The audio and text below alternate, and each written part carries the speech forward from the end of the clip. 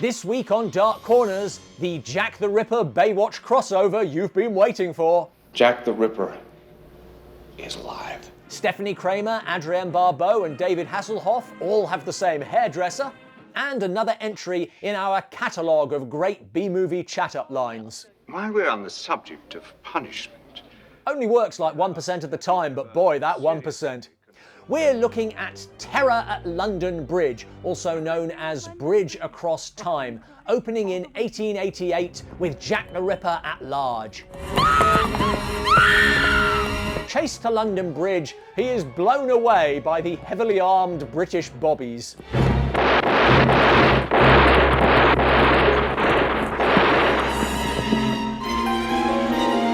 Plummeting to his death, but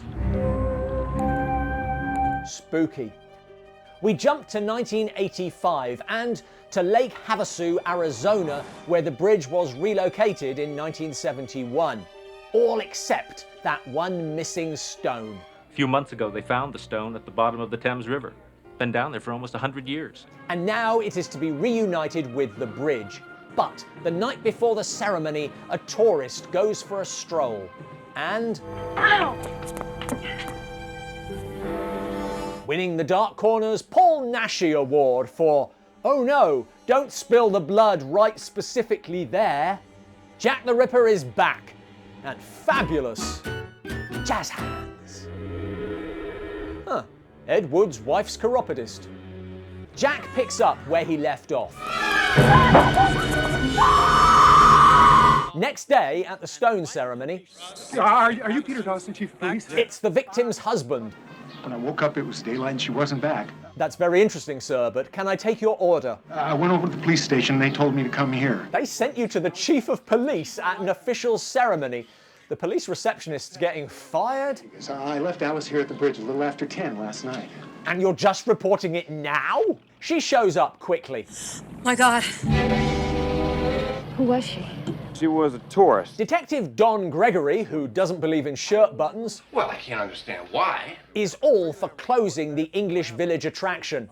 Unfortunately, this town has the mayor from Jaws. It's a fine time you picked to do it, too. I mean, yesterday we had everybody here. Major media coverage. Spielberg should get royalties every time someone uses that plot.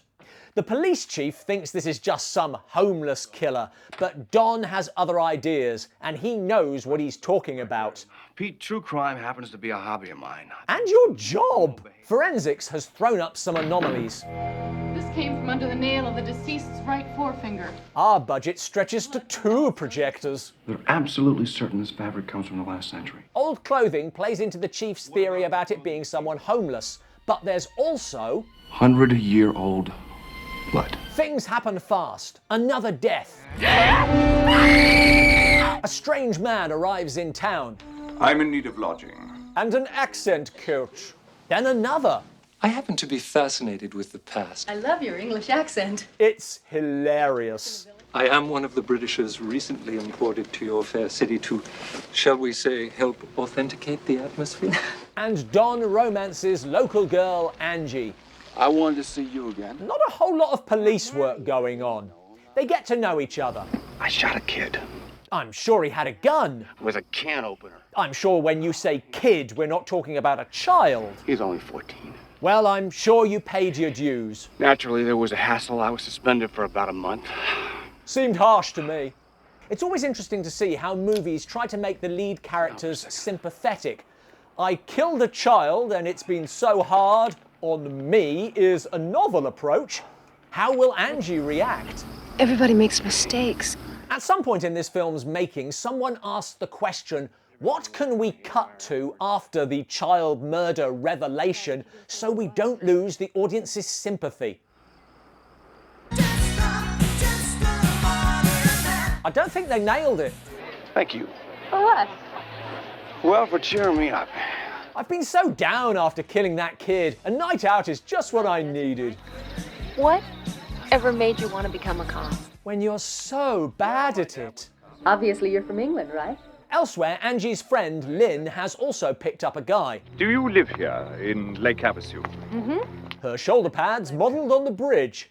But... I won't allow it. I'm afraid you'll have to. Battle of the bad British accents. Thank goodness the nice weirdo was there to save her from the creepy weirdo. Shocking.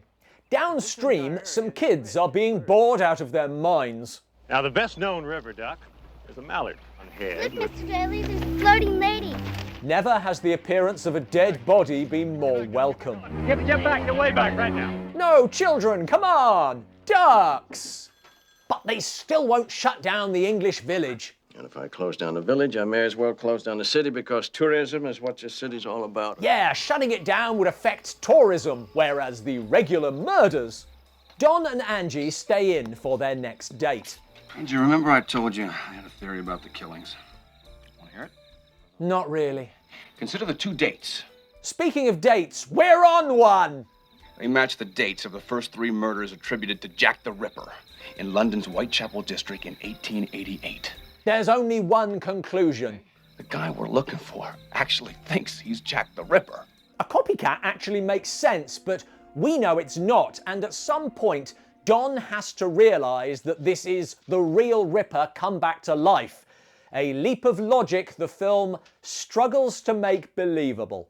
It's a photograph of our killer's boot print. Photo in this magazine was taken in 1888. No, just no.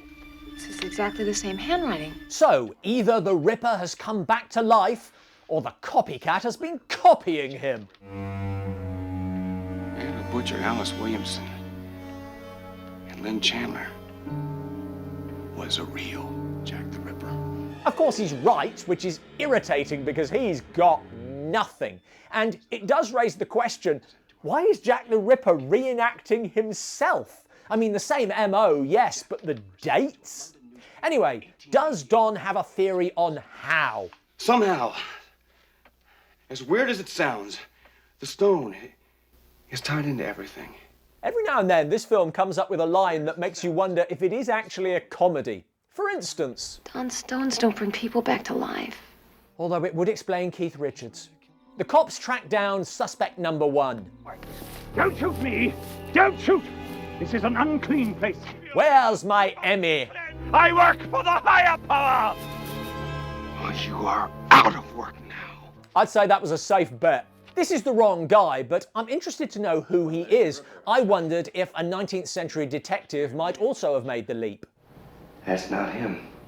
But no, it's just a random weirdo with a similarly dodgy accent who just happened to be in the area at the exact same time.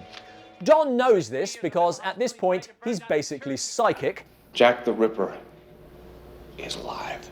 Or possibly psychotic. You gotta go home, 30 boy. You gotta get some London Bridge. He wakes in hospital.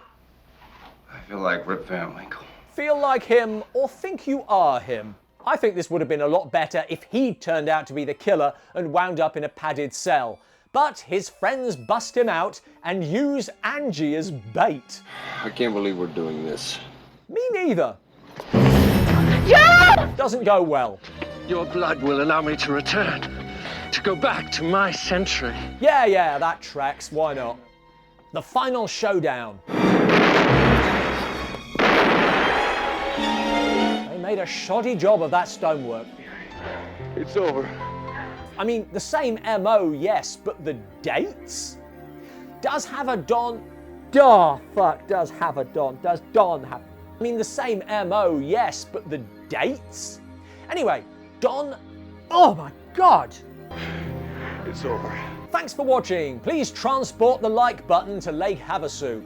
We haven't done a lot of Jack the Ripper films. Any you'd recommend, good or bad? Let us know in the comments below. Trust me, you'll be so glad you saw this one.